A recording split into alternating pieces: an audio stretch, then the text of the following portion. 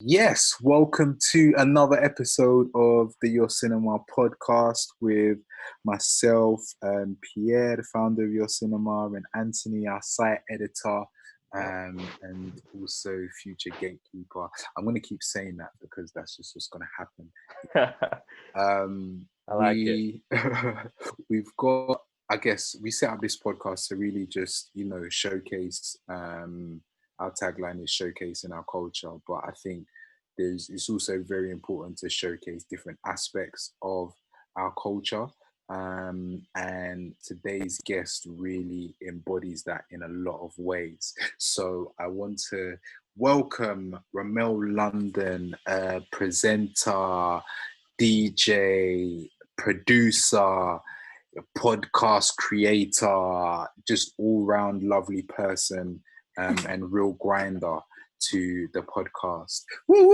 Hey, thank you. So kind. Oh, no worries. So Remel, I've known you for years. Yeah. In terms of, I want to kind of just really touch on the beginning, right? Because I was listening to your podcast the other day, and I just touched on, which one was it? It was the episode you did with Mim. Okay, yeah. And that was a real insight into both of your journeys. Yeah. Because I didn't realize that whole thing of like you going uni and actually doing radio in uni. Yep. What was it like? And did you always know that this is what you wanted to do? Yeah, so I went to the University of Leeds to study broadcast journalism with the intention of being a presenter. And I had the intention of being pretty much doing what I do now. But I was very much aware that that course isn't for that. I knew that course is, if you want to be a newsreader or you want to be an actual journalist for TV or radio. So, I was taught how to package a news report, not how to be a bubbly TV, shiny floor studio presenter. So I kind of knew this probably isn't like gonna get me straight to TV, but I kind of saw it as, do you know what? I'm ready to learn. And I think it was just one of those things where my family were like, yeah, it'd be great if you went to uni, that kind of thing of, they put it in your mind, oh, you should go to uni, And I'm like, actually, do you know what? I'm not ready to, even though looking back now, I thought I was ready to be a presenter from like the age of 16. But looking back, it's like, you know what? I'm glad I went to uni. That was a good part of growing up. That was a good part of learning how to talk to different people from different walks of life. So I think it was really beneficial to have that social element as well as the educational, producing, directing kind of elements, because we weren't on camera much. Like, as much as it is a broadcast journalism degree and the intention is that you learn how to film yourself and produce, like, we spent a lot of the time researching. And at the time, like, me and Mim always banter about this, because literally when he got to the uni, they done some mad renovation, bare equipment. When I was there, I was like, yo, we were trying to book the one camera between 30 of us. So, we had to take turns. So we weren't actually on camera that much. And, I ended up having to do a lot of things outside of uni. But like, kind of going back to your question, yeah, I knew what I wanted to do. And I was just trying to get as many different insights into being a presenter as possible. Wow. That's interesting. So when you finished uni, then what happened? What were you doing? So it's weird because, like, I thought, you know what, I've been at uni, I can say I've got a degree, and I thought at least that would help open up doors. But no, regardless of your degree or not, you're still going to be entry level. You're going to be a runner. You have to do all the little jobs before you can even think about being on screen. So, and at the time, to be fair, I've never been an application person. Like, I can honestly say, I don't think other than uni, I don't think I've ever successfully been picked for something because of an application. Like, I'm not good at applying for things, and all of those BBC this and Channel 4 youth training that, like, I saw them, I signed up once and I'll be like, oh, it's long, man. Like, like and it sounds terrible to say, because I'm always telling people, yeah, go for every opportunity. But I was like, to be honest, and I've kind of realized, I think I psyched myself out of a lot of things as well. You know, sometimes you get the brief and it's like, yeah, you're going to be doing this, and this. And I was like, oh my gosh, that's horrifying. I don't want to do those kind of roles, and I don't want to do that kind of journalism. I knew I wanted to be doing more presenter-based things. And it just felt like the things I actually wanted and the things I dreamed of weren't easily accessible. And especially at that time, I graduated in 2010, and that's when a lot of presenter-led content was non-existent. Like, you know, that's when MTV had just finished doing all of that TRL, Trevor Nelson, The Lick. All they cared about was Geordie Shore, and like, you know, reality was really booming at the start of the last decade. So they didn't need presenters for anything. You were lucky if you got a voiceover for it. But again, that's already established people. So I felt like I came out at the wrong time. Wow. Like, you know, presenter-led content was not really a thing other than the people that you see every day being on TV already. So it was kind of like, oh, crap, what do I do? So fortunately for me, YouTube was around. So I jumped online. And I was like, let me just make what I want to see. Or let me at least, you know, people I want to interview, cool. If they're easily accessible, let's go to that event. And back then, events were popping. The access was mad. The access was, looking back at it, you could literally bop up to any artist that you love right now, like obviously 10 years ago. And they were still doing it. Like, for example, like Wretch 2 still was a big name then, big name now. You could really bop up to him and be like, hi, can I interview you? And he'd be like, yeah, sure. Like, there was no talk to my PR, oh, let's book in a date. Like, you know, Tiny Temper, the same thing. I bopped up to Tiny Temper in a club. Like, it was, that was at uni actually. And I just so happened to have my equipment on me. The one time that you were allowed to book out equipment, like, I was cheeky with it. I always just booked out stuff whenever I could at the weekends. No, what were you doing with equipment in the club? I don't get it. Exactly. So again, at uni, and Mim was exactly the same as well. It's great that, you know, not saying that I passed it on to him, but I kind of told him, listen, book out that equipment whenever you can. And basically there was an event going on, and I just knew Bashi was going to be there. So I was like, let me take this microphone, see what happens, see if I can blag an interview. Cool. And then same thing, Tiny Temper came. Like, I was like, I swear that's Tiny Temper. Like, and this was the year Pass Out just dropped. He popped into the room. I think he was like, it's even mad. He was a support act for Bashi at the time. He popped into the room. I was lucky enough to blag backstage, because I was in Leeds, and like, you could blag things easily. I'd be like, oh yeah, hi, I'm the reporter, whatever. Oh, go on then. And then, so Tiny walks over, and I'm like, oh, hi, do you mind if I interview you? And he was like, oh yeah, sure. And I was like, so tell me about Pass Out. Then like 6 months later, it went number 1. I'm like, I've got an interview with Tiny Temper, like, just by being, not knowing, but just being ready and just taking that opportunity. So I became a real opportunist out of uni, because I was like, this is all I've got right now. I just got to shoot my shot. I was shooting my shot before it was that was a catchphrase.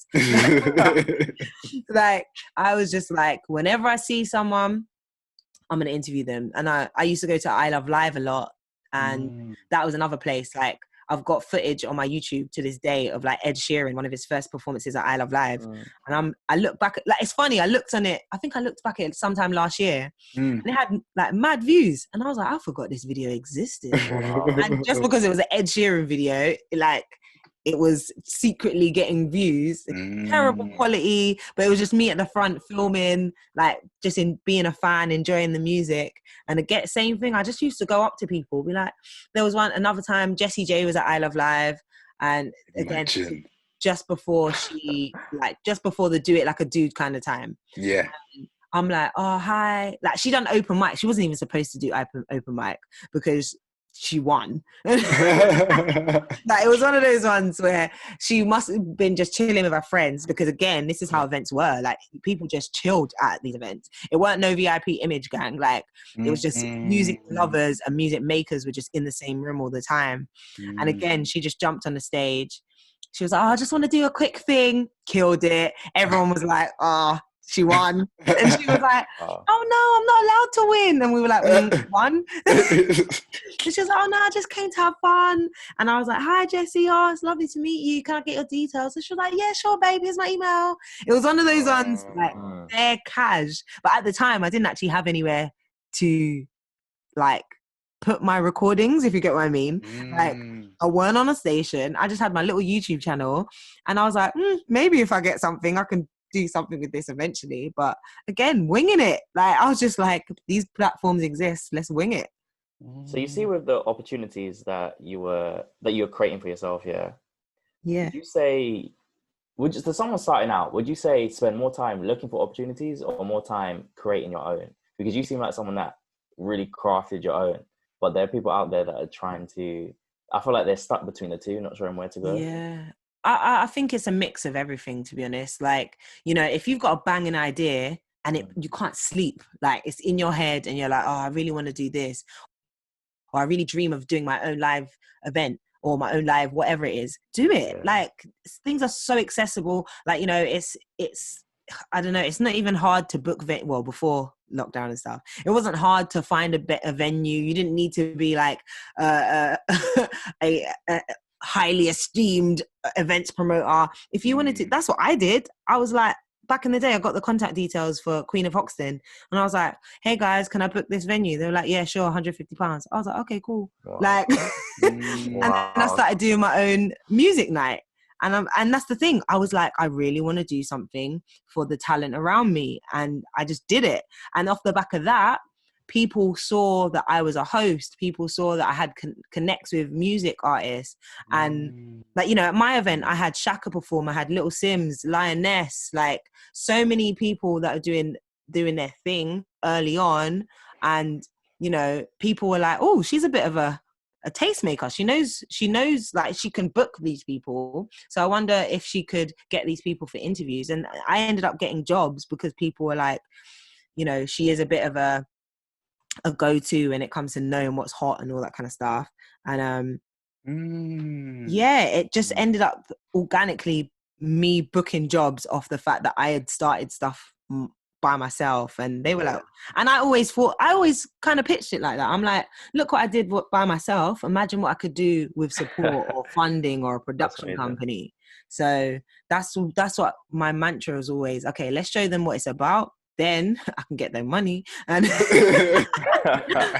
that's always the aim, right? Like, eventually, you know, the aim is that all that heart and passion that you put in, it can pay your bills, and it can, you know, your dream job of just enjoying what you do, hopefully. So you know what, right? You know, when the jobs started to come in, what sort of jobs were they? Like, what sort of gigs were you hosting and stuff like that? I did a lot of young Black talent showcases, variety shows, so seeing comedians, like, you know, early day. Like, there was one time I hosted Mo Gilligan's first one-man show, and that was in partnership with Sunday Show, and I did that, and I was like, oh, I like this. I like being a host of things, and you know. So guys, there was a brief intermission because we had some technical difficulties last week. So, but we're going straight back in because some of it was saved. So we're going straight back in. Oh, good.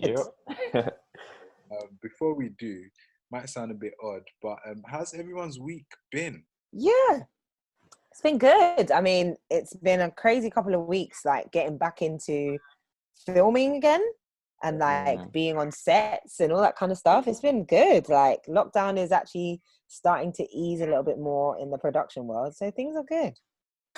Good. Yeah, it's been good. I was in Italy, so jeez. Yeah, had to take a little break, but yeah, it was good. It's really nice. Good. Anthony, how was Italy, man? You were roaming in Rome, yeah?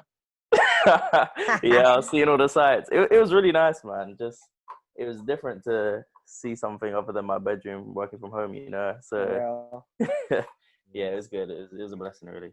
Good. And in terms of like your observations of like Black people and other cultures, what was that like over there? You know what? It was very different. I mean, like in a way, I compare Rome to London, but then like in terms of how people behave, but in terms of like representation there, honestly, there are times where I could walk for like 30 minutes and I'd be the only Black person. So yeah, so it took a little bit of getting used to, but then I don't know. You do meet other Black people. Like there's some Black people that I met there, so it's just you kind of just have to search. You really have to search when you're there. But I think that's the same thing as in London. Like even if you're in central London and like, you know, if you're in all the touristy places, you're not particularly going to see, you know, if you go to Buckingham Palace that you're going to see Black people. Do you know what I mean? You have to put it like that. If you're at the Colosseum, then expect there to be other tourists and other, you know, maybe not as many other Black people. So I guess you have to be, you know, aware that you're not going directly to the hood, I guess. Yeah, exactly. That's what I was saying to like my friends as well. I mean, it might even be a case of because of COVID and stuff like that. Maybe we just don't want to go out there yet. Yeah, they got hit pretty hard in Italy as well. So they did, yeah, it makes sense. Okay, all right. So, Remel, we had a quick listen back to where we were, and basically, just being honest, we were at in terms of you beginning to like upload stuff onto YouTube, right? Yeah. And just like observing your career and you know the progression of everything that you've been doing, or the majority of stuff you've been doing. YouTube has played such a huge part, particularly Link Up TV. So what explain that journey and what it was even like? Like how did you guys first meet Rashid and Ade, or was it even other people that got you in? Like how did that even happen? Yeah, that was all because of while I was at uni, I was studying broadcast journalism, and my lecturer, like the head of the department, was just like, look, you need to be networking from the jump. As soon as you leave here, I want you guys to be walking into jobs. So that the only way you can do that is by getting experience now and whatever that is. So I was really fortunate to be able to do I became an ambassador for Nike Women. So with them, because I used to do athletics. So because of that, I ended up becoming a Nike Women representative and like going around to different places, doing events. And I told them I want to be a presenter. So they let me film loads of stuff, which was really cool. And as a gift, they gave me a showreel. So I had my first showreel made professionally by AKQA and like, oh no, it wasn't even that company actually. It was like Lux Monkey. I think they're still around now. They made my first ever showreel and it was professional. But obviously back then I was just like a young girl just shouting and screaming, bare gassed. But it was the first thing I ever had that really reflected who I am and what I enjoy.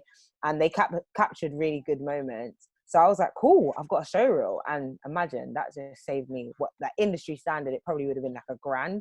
They were just like, yeah, here you go. And I'm like, oh my gosh, cool. Upload to YouTube. It's still on YouTube now. So embarrassing. But still like something I love to like kind of look back on to see my growth. And I was like, cool, I've got a showreel. I better hit up all companies, TV, MTV, you know, your gas, you send it to like all these big companies, and then you're like, actually, no one's gonna reply. Cool. So I started researching and being like, do you know what? There's actually loads of online platforms. So that's where I saw SB, I saw Grime Daily back then, I saw Link Up, and I hollered at everyone. I hollered at everyone and anyone. And I don't know if I can't even remember if it was just like infos at, or if I found people's actual addresses. But I accepted that not everyone got back to me, which is fine. But, and it wasn't, and I'll be honest, and I tell this story all the time, it wasn't an immediate response. Like, Rashid replied to me personally, and it was probably 6 months later. I don't know how he found this email, and he was just like, he called me out of the blue, and he was just like, hi, my name's Rashid.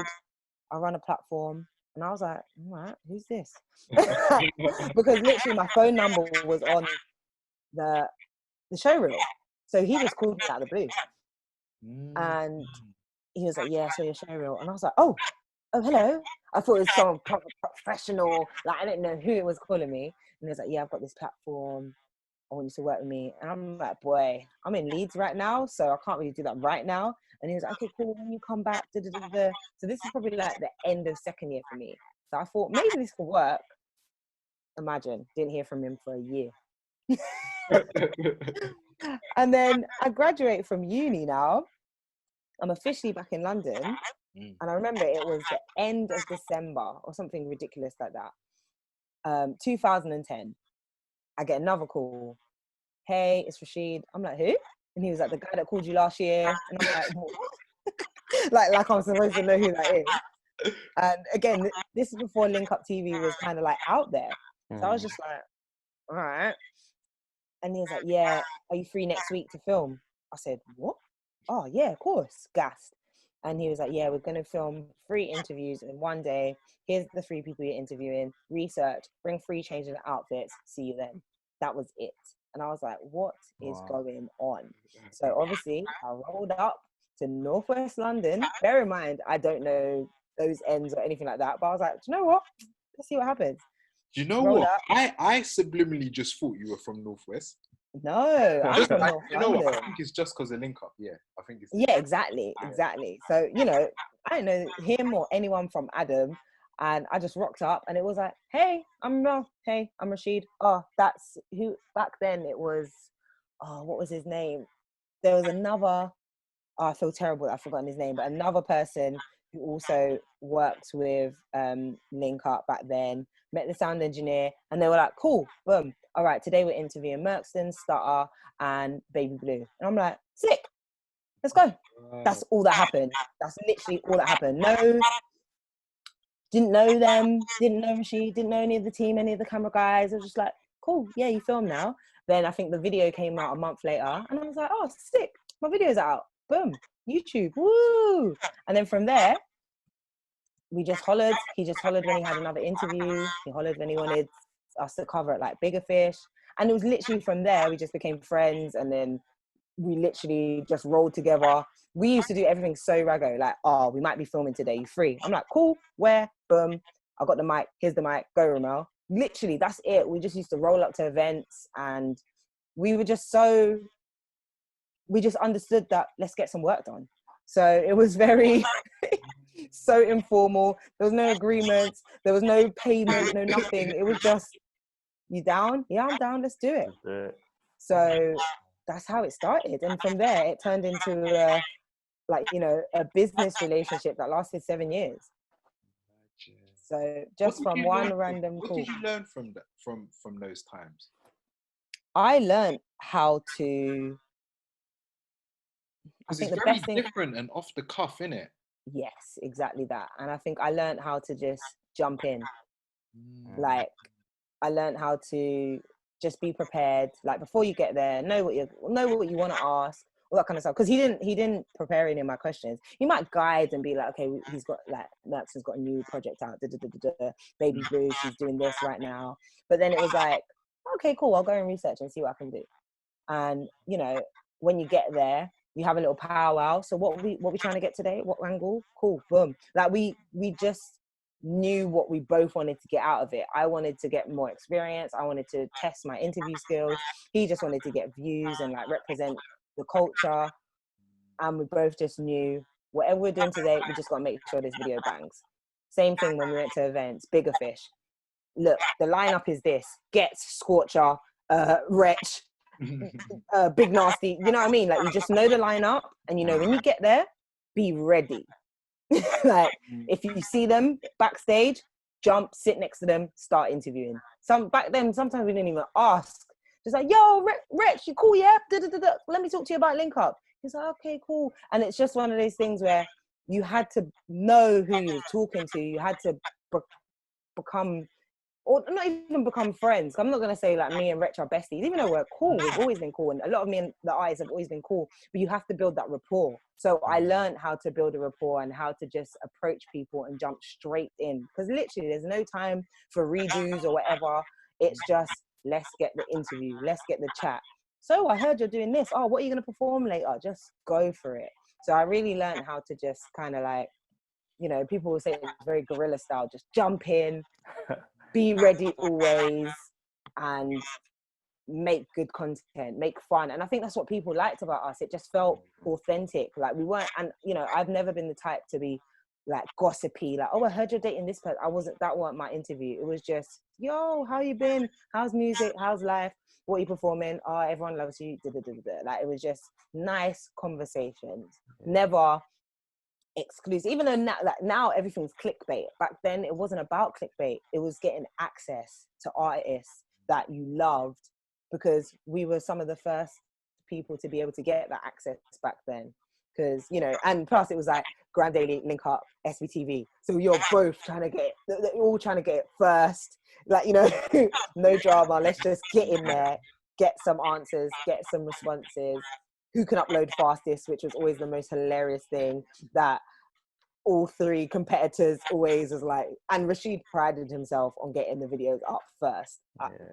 Back then, with internet being as slow as it was, life was different back then. So yeah. So with the content you made, do you have, like, even to this day, do you still remember one that you made that like really stood out to you, like your favorite piece? What's a favorite piece? Because those were legendary times, you know. They were. They really were. One that stood out to me,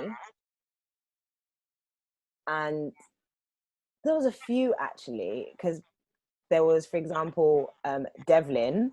He was very quiet, and I always noticed when people interviewed Devlin, he didn't really show much emotion. And he was just like, yeah, I'm from where I'm from. I make music. I do grind. And it was like, he just was very blunt. And I think for the first time,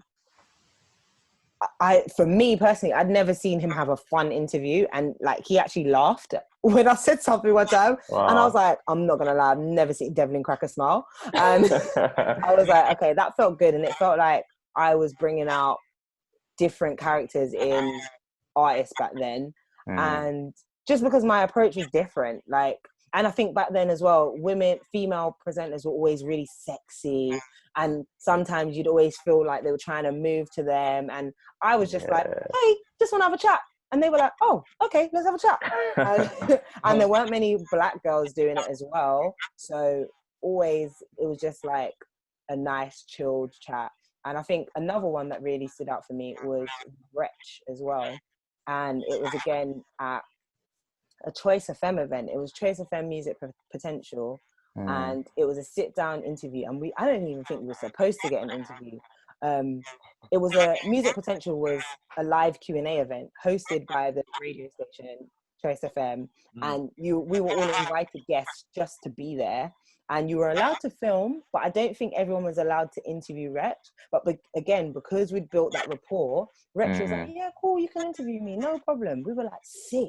So not only are we at a Choice FM event, I'm interviewing Wretch. And then that interview actually helps me end up work at Choice FM. Wow. Yeah, a lot of people were like, oh, we saw you at the event. Oh, that's nice. Oh, you done this event. And I used that event to be like, hey guys, I'm a presenter. I really want to do more stuff with Choice. Here's what I did with Wretch. And they liked it. And the fact that they were like, so this girl clearly can get connections to, like, you know, can clearly get interviews with people like this, you know, oh, let's take an interest in her. So it all kind of like adds up and leads to, you know, who I am and what I was capable of. And yeah, I feel like I was very aware that we were making, like, not to sound like really like up myself, but I was very self-made, and I made my own opportunities, whether that was with Link Up or just who I was as a person. I always made sure that, you know, whatever I did, it was based off of who I am. There were no bring-ins, no nothing like that. It was just, I made the most of that opportunity and used it to get something else. So, yeah. Wow, you know, Okay, that's inspiring. So, like, it's interesting because from there, right, you starting to work with Choice. How did that transition into, because okay, so Choice, this is before Capital Xtra, isn't it? Yeah. So then, and was it the case that you went straight on air, or were you doing other work around the station to like try and get in? Like, how, like, what was it that you ended up doing with Choice, and like, how was the transition to Capital Xtra?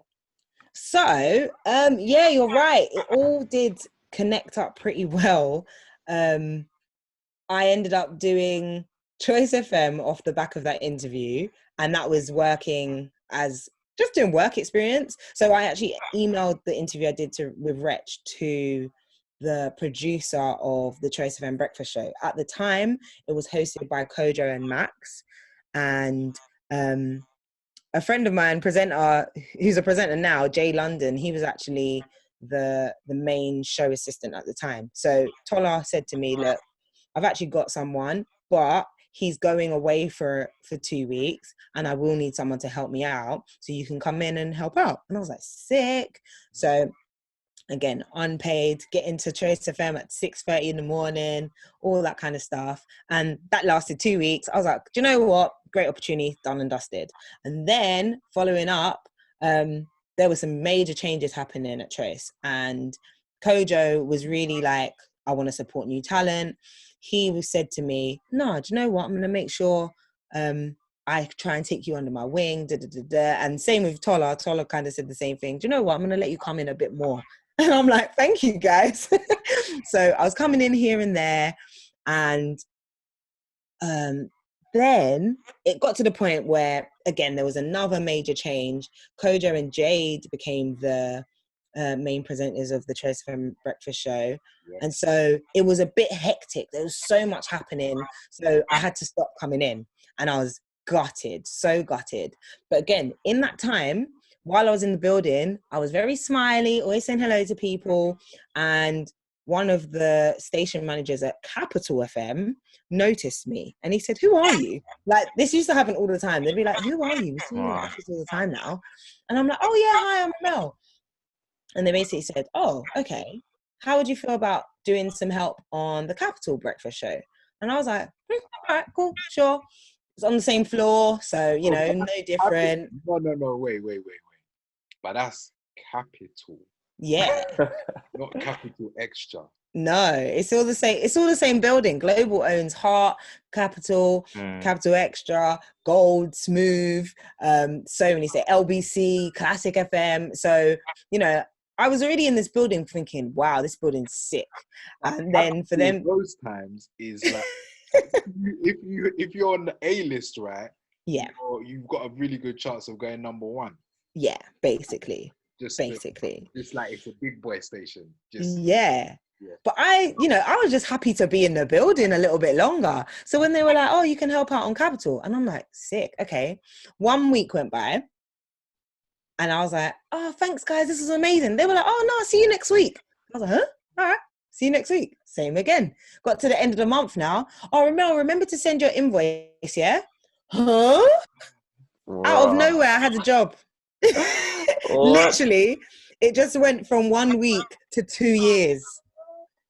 Wow. So being in the building, just being a familiar face, and then, you know, it just became, they were like, who is that girl? Oh, she's the girl that was helping out on Choice. Oh, she can help over on Capital.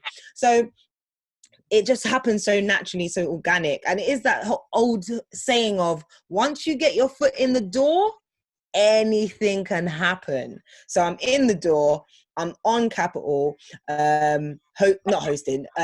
Basically, like back then, the Capital Breakfast Show team was mad. Like, so much was happening. So you had Dave Berry and Lisa Snowdon, who are big household names in the UK. They were the hosts of the breakfast show. So you have the senior producer, you have wait, how many producers? There were like 2 senior producers in the studio with them.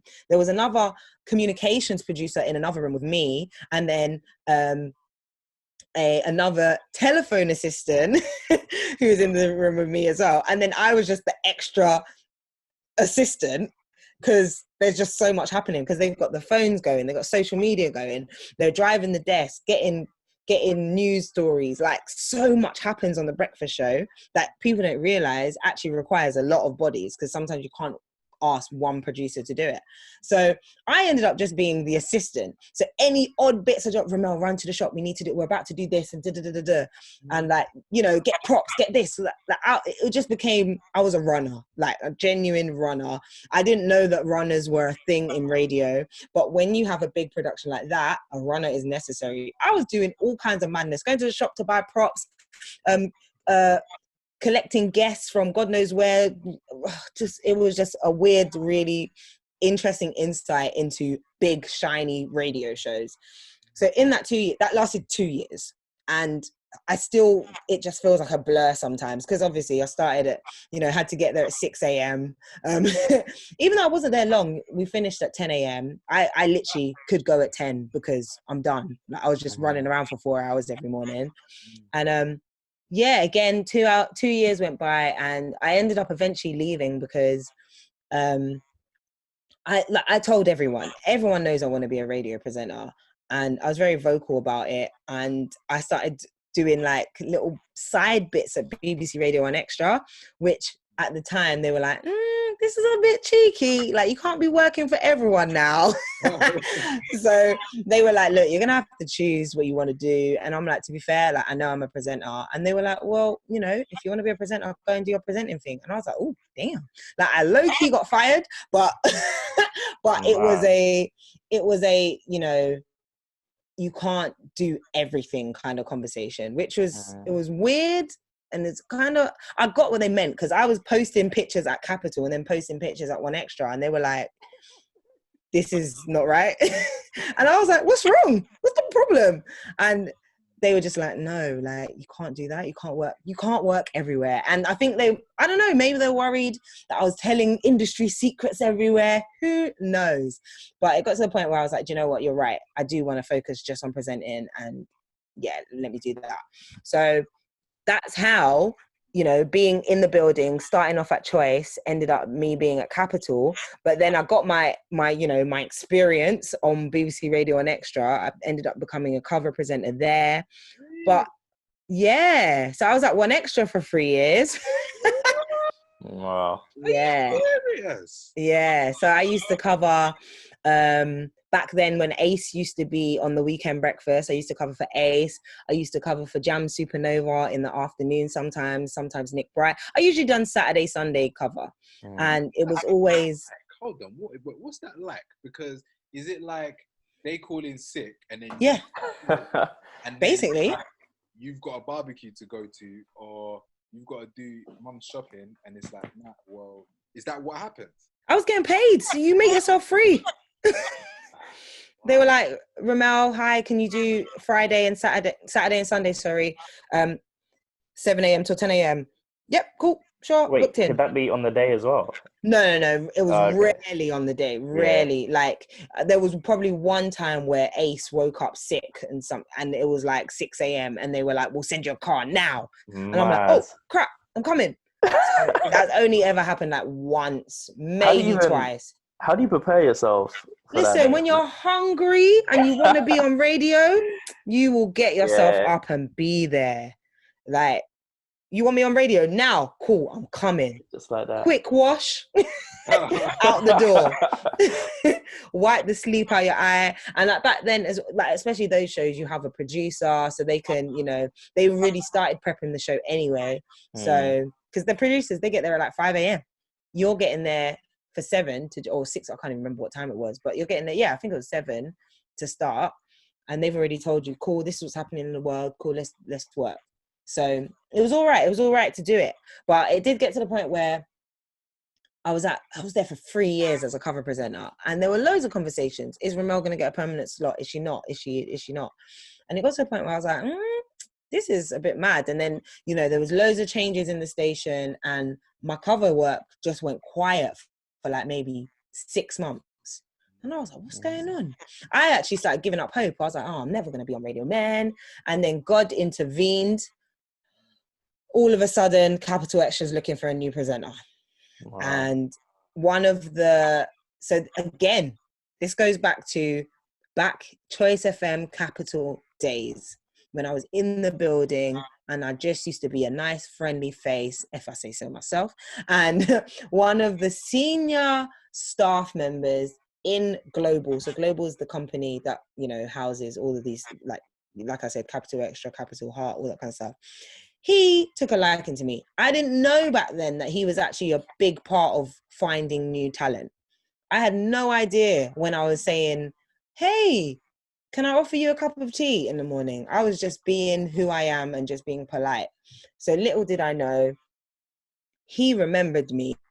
He was keeping an eye on me. He was seeing all the cover work I was doing, seeing all the, you know, Sky One, WhatsApp TV stuff I was doing. And out of the blue, I got an email saying, hi, Remel. We've been seeing you kill it for the last few years since you've left Global, and we want to get you in to do a pilot for Capital Xtra. And I was like, yo, what? Wow. And that's how I ended up getting my show. So it was all about that first ever time coming in the building and just, you know, being a friendly face, being approachable, being whatever it is for them to remember me all those years later and then give me a job, which is crazy. That's great. You're laying the brickwork from early. Yeah, and I didn't know. Wow. Yeah, I didn't know. I had no idea what I was doing. I was winging it. I was just, you know, trying to be nice, I guess, and just enjoy what I was doing, and it ended up getting me my own show. It's crazy. So yeah, it all goes back to, that's what I'm saying. It's so weird, the dots that connect, like working with Link Up, doing that interview with Wretch, then, you know, showing that video to the producer at Choice, then working at Choice, working at Capital, it's just so weird how it all ties in. Sometimes I ask myself how, but obviously God and also just making the most of every opportunity. Yeah, I think that's a big thing. Yeah. Wow. Was there ever a point where, like, before the pilot or the email came from Capital, yeah, like you felt like, do you know what, you're forcing this thing? Yeah, there were some points actually. There was a lot of the time it was stuff I was doing with Link Up, and I did feel like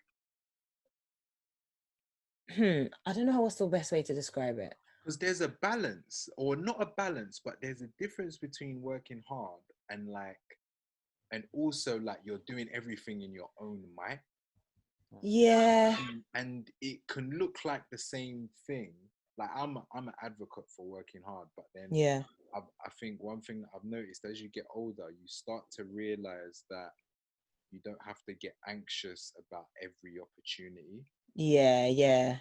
And then you start to just focus on, all right, this is what I actually want to do. But it's a fine line, isn't it? Exactly. I think that was when Link Up started getting bigger, and it was getting bigger for reasons that weren't it weren't what I was interested in.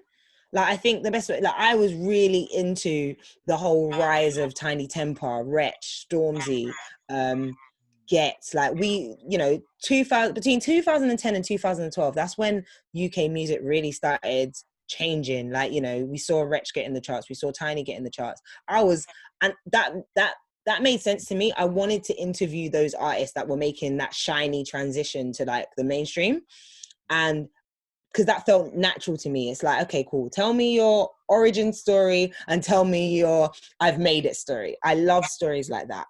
And then when things started getting really underground, and like really, really underground, and like drill started coming in, and it felt really out of character for me to interview really underground artists, because I'm too bubbly sometimes. Like, I'm too happy to be talking to some of these drill rappers who don't want to have their faces shown, who don't want, do you get what I mean? Like, I'm like, knowing me, I'll be like, go on, show us your face. And they're like, just about to do an impersonation of you saying that. Yeah. Do you know what I'm saying? Like, I'm too silly to take you seriously wearing a mask. And back then, early days, that weren't normal. That kind of attitude wasn't normal. And now I think we're a lot more tolerant of how artists want to be naturally themselves. Do you get what I mean? Like, back then, Tiny, Wretch, everyone was getting media trained.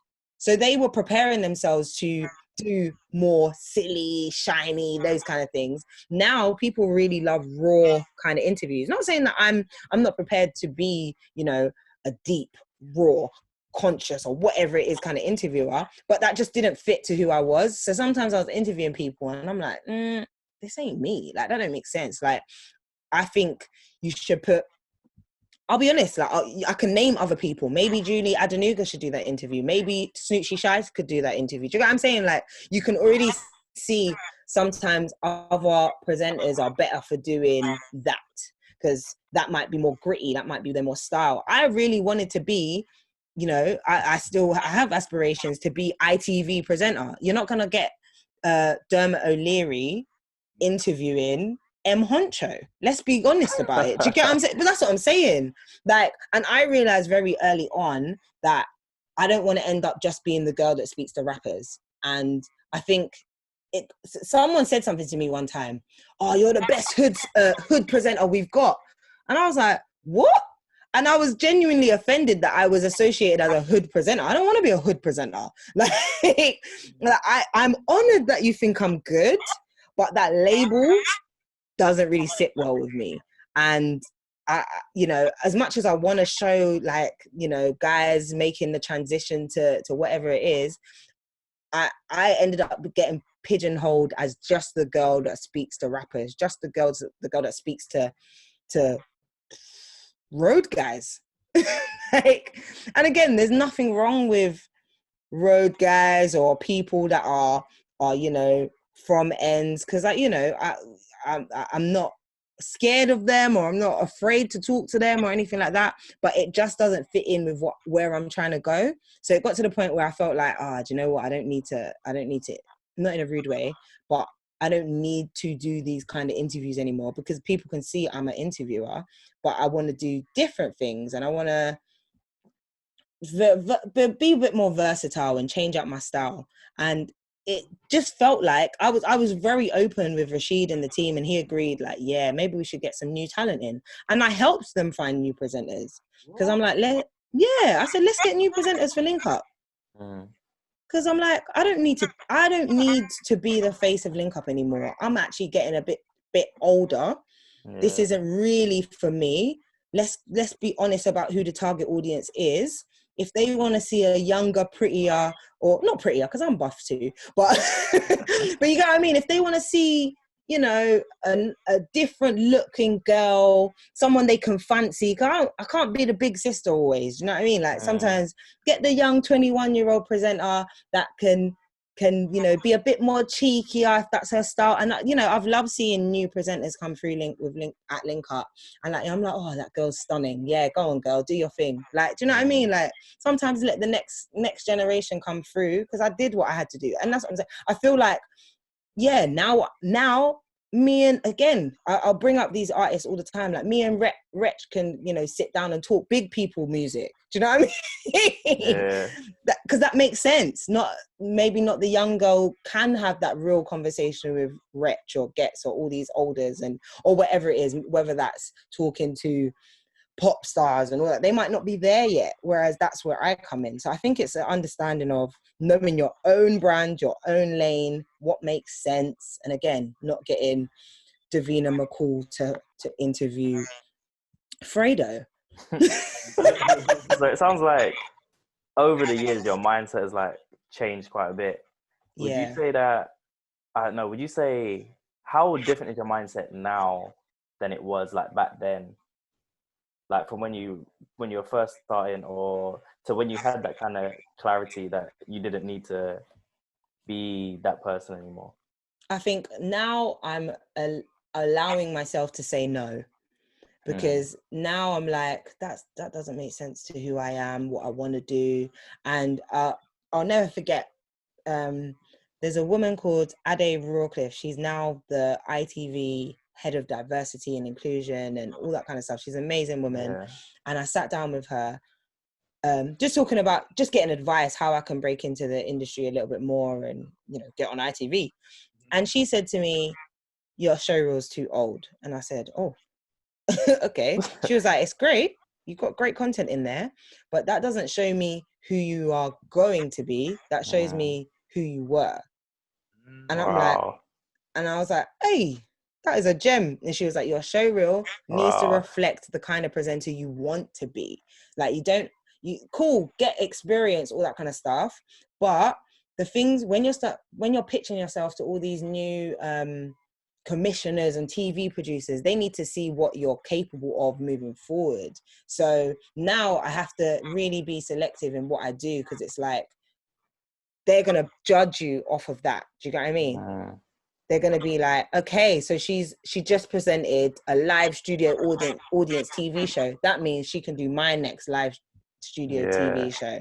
There's no point me just sending them loads of little clips of me interviewing loads of people if that's not what the plan is. So that taught me a lot, that sometimes you have to say no if it doesn't make sense to the plan, the bigger picture. And so my mindset has definitely been, yeah, cool, you love presenting. Yeah, you can present anything. Yeah, that was fun. But is it in line with what you actually want moving forward? That's where I'm asking myself. Because even today, like, I had a conversation where I turned down something, and I presented it I've presented and been associated with them for like 5 years.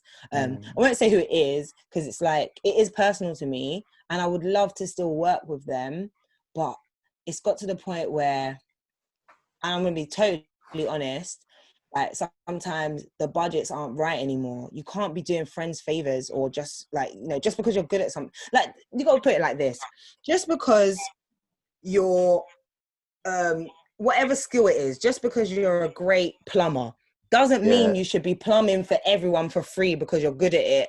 And so what, everyone on your street, you need to do their plumbing? No, they should be paying you to plumb. And just because I know you, and just because I've always loved presenting and I'm good at it, doesn't mean I should be doing it for free, or because we're friends, or whatever it is. And it's, you know, you have to be selfish sometimes. Is this going to benefit me? Is this going to push me? Or am I just helping you as a friend? Or am I just giving up my time? Like, I hate to sound like, you know, it's all about money and it's all about that. But sometimes you really have to think, I've paid my dues. I've done that. People know that that's a part of me. That's what I love. I don't always have to do the same thing over and over again to show that I care. You know, I care. I just can't commit to that right now because I'm trying to do other things. And that's time is very important. And I don't want to regret giving time to something that I could have spent maybe even resting. You get what I mean? Like, not even in a rude way, but sometimes I got to factor in that weekend I actually need to chill. Or, you know, so that's what I'm saying. I've learned how to say no to things. I don't need to be everywhere. I don't need to force it. I don't need to be on every piece of content, because not everything is necessarily relevant. Or, you know, I think this year especially, we've learned to be selfish, but I think you need to change that word from selfish to just self-care-ish. Self-care. So, you know, it sounds so greedy and so, if the money ain't right. It's true, sometimes the money ain't right, and I have to think about, actually, that time could have really been spent sleeping, catching up on my own personal projects, or whatever it is. So yeah, it's really sad to say that I'm turning down friends or turning down long standing relationships, but I think you have to really think about what's right for you and the bigger picture, the end goal as well. So apologies to if there's any friends that have booked me for something and I've had to decline. It's not because I don't care. It's not because I don't want to, because I am a lot of the time torn. I'm like, but even my agents are like, you don't need to do that. And I'm like, oh, but that's my friend. And they were like, yeah, cool, but do you know what I mean? Like, not everything you can do for your friends. It's true. Give me 1 minute. That's cool.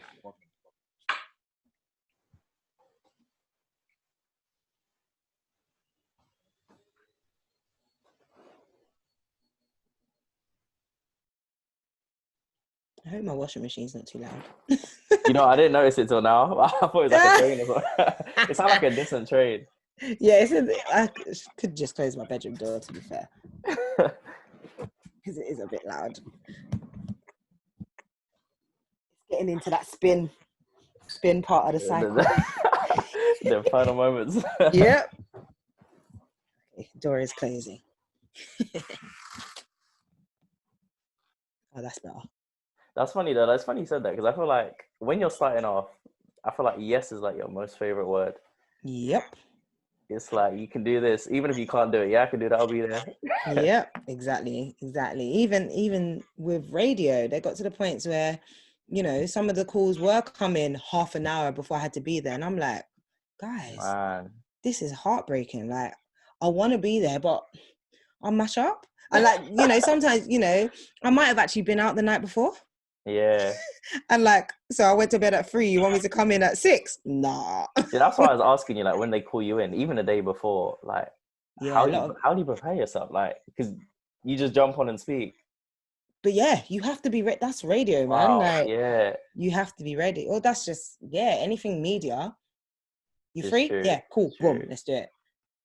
But I feel like radio is so different, because it's literally, it's like even now, like, we can edit things out, but on radio it's rare. Yeah, it's live. Yeah, so so it's like whatever you say, it's they take it, and that's it. You can't even take it back. Literally, you have to be on your best behavior, ready for whatever it is, and I'm back. So yes, we're yeah. All right. So in terms of like TV and stuff, because we missed that. How did you as well getting signed, I guess, but how did you make that transition? Because you know, smashing it on radio, then what? It was all simultaneous. I mean, again, I have to big up Link Up. Like, that created a great platform for me, and people started to see me, recognize me, and even though I was the hood presenter, like people saw potential in me. So I was getting booked to host events, and I also, you know, just again, my name started floating about a little bit more. And What's Up TV, it's also based in Northwest London, and a lot of the young people. So basically, What's Up TV is the program I'm on in Sky One, and it's run by young people. So all of the young people are directors, producers, camera ops, sound engineers, everything. And one of the young people that works there, he was from Northwest London, so he was very familiar with Link Up TV. We also used to work at Bang Radio together. It's now called The Beat London, and so his name's Liu, and he was working on What's Up TV, and he was like, I want to recommend a new presenter. She works for Link Up TV. One of the other presenters, AJ King, who was at was at Bang and then moved on to Kiss, he also referred me. So people were referring me for things because they saw I was active and knew I was active. And I got asked if I would want to present for What's Up TV, and that was literally it, the transition to TV. But having the Link Up was like a reoccurring showreel. Like, they were seeing me interview people all the time, and because the way What's Up TV is, you just end up getting thrown in and interviewing people all the time as well. So it just fit. It made perfect sense. So that's how I made that. But I always knew, like, you know, what I studied was broadcast journalism. It was TV and radio. So I knew I wanted to do both. And people always ask, like, oh, choose one. And I'm like, I can't choose one. I love them both. So again, I was trying to make both of them happen at the same time. And fortunately for me, the right opportunities, the right eyes saw me. Come on. So in terms of like, I know you mentioned your style, and I think it's quite interesting to know that you were aware of like what your style was, and maybe even how people perceived you, because I guess from the outside looking in, I wouldn't have thought that. But it's very interesting for you to have looked at it like, do you know what? This looks like this, and maybe Link Up is going here, and maybe I've outgrown it, and that's okay. Yeah, I think that's interesting. Yeah, I think it's true. Like I've always been very aware, and I think it comes in two forms. It can either be imposter syndrome, or it can be just great self-awareness, and it's a mixture of both. I was like, nah, I don't see myself interviewing these people because that's just not me anymore, and whatever. And you know, I'm just aware that and I think just how I wanted my brand to be as well. Again, I didn't see myself as the sexy presenter that's going to ask all the racy questions and have you got a girl? And like, I don't need to ask those questions because that's not me. Like, that I just want to ask, how's your album going? Oh, okay. How long did you spend in the studio? Wow, okay. Who's the producers you're working with? I'm on the talent angle, if you get what I mean. Whereas some people love a bit of gossip. I'm like, that's not me. And I'm not going to try and be gossip. Like, there were a few times I tried it and I was like, nah, this is dead, man. Like, I don't even know how to deliver it sometimes. And I think I just eventually realized I don't want to do that and I don't have to do that. Stop forcing it. So yeah, I think every presenter gets to a point where they're like, nah, I don't want to do that anymore. It was fun while it lasted, but that's not my style. And that's why you see, you know, a lot of presenters, you know, we're hearing, especially recently, like this year a lot, we've seen presenters step down from radio shows and we're like, what? Oh my gosh, we thought you were going to be there forever. No, maybe that time slot didn't work for them. Or maybe, you know, the type of things they want to talk about. Maybe they want to get a late night slot where they can be a bit more racy, they can be a bit more cheeky or whatever it is. Like you've seen so many presenters move around station brands, that fits me more, or whatever it is. Cool, because that they've realized I'm not that anymore. If they were really pop before, but now actually UK music's popping, I want to be the next homegrown king or queen. Cool, go for it. That's what you need to realize is for you. And that's where I think eventually you will, for any aspiring presenters, they're going to ask you before you get a job, like, you know, what are you good at? What are you known for? And you don't have to have a specific specialism, but you got to kind of know what your thing is. And I know I'm a great interviewer. I know I'm a great host. So I know I want to do, you know, live TV shows or chat shows or in-depth interviews or whatever. I know what I want to do and I know what suits me. So you eventually have to figure it out. You know, in this day and age, yeah, because you definitely came up in the era where people were trying to be traditional presenters, like their own way. And I've noticed, and I'm sure like what everyone's noticed, but it's like now there's a huge shift where people are like, if your personality, that helps to do what a traditional presenter would have done, which I do find entertaining and stuff, if you could do both. But what has that affected you in any way, or how do you feel about that? What, like influencers and stuff? Yeah. I'm aware that it's a new way to get jobs. So I'm aware that I have to have a influencer selling point. Do you get what I mean? Before it was unique selling point, but now it's influencer selling point. I just made that up. So, so you know, it sounded like something new that. No, I've never heard that before. But the reason I'll say this is, and the reason I'm aware of it, and I'm not gonna force it. I'm not gonna start posting selfies every day and like, oh yeah, I'm hot, I'm this, I'm that. Oh, here's my discount code. That's not me at all. However, I know people want to know that I have a personality and that my personality can get me a job. So I'm posting a bit more about me, a bit more about my heritage, my culture, my interests. So, you know, sometimes you'll get into a meeting with a production company and they'll ask you, what's your interest? So I'll tell them, okay, cool. I love house music. I used to do athletics. I'm really interested in people and stories. I'm really interested in Black British culture right now. Like, you know, I want to look more into my heritage. They're like, cool. Okay, we really want to do a documentary about Black British culture. Boom. Now they know something about me. Now they know that I could potentially be the right person to host that.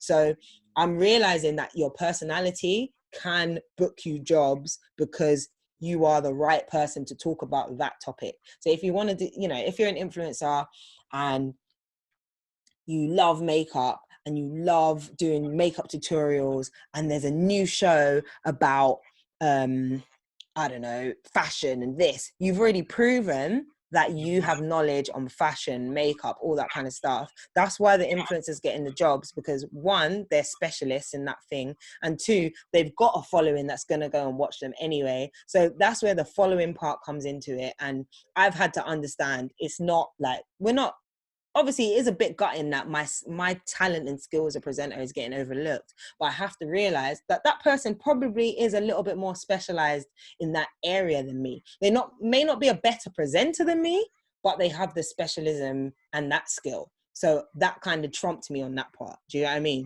Yeah. So I have to be very aware that, okay, cool, that's why they got the job. Because there was a point where it was like, what? Why is Joey Essex getting all the jobs? And it was a point where it's like, why are all these reality stars getting all the jobs? Cool, they've got a following, and you've just, you know, they may have told everyone that they love food. Cool, that's why they got the food show. Do you know what I mean? Yeah. So I've had to learn that, cool, I have to lead with my personality and become a personality, become an influencer. And, you know, again, like I said, I'm not going to start forcing it, posting selfies and all that kind of stuff, because that's just not my vibe. But I am aware that people want to know more about me, and I can sell a product or sell a thing, if that makes sense. So sell an interest. That makes sense. So yes, learning, but this is all the digital age, because this is the conversations you have now with production companies, that they do genuinely ask, how many followers do you have now? That was not a thing back in the day, but now I better keep track of my followers. No, that's interesting.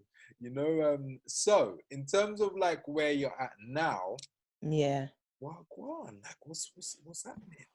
I feel like I'm just in a really exciting time, and I feel like as much as this year has been so emotionally draining, triggering, and traumatic for a lot of us, again, it's been eye-opening to really put a focus on what you love, what you care about, what you've missed, what you haven't missed. And again, I'm able to say, I really want to do that kind of job, and I really don't want to do that kind of job.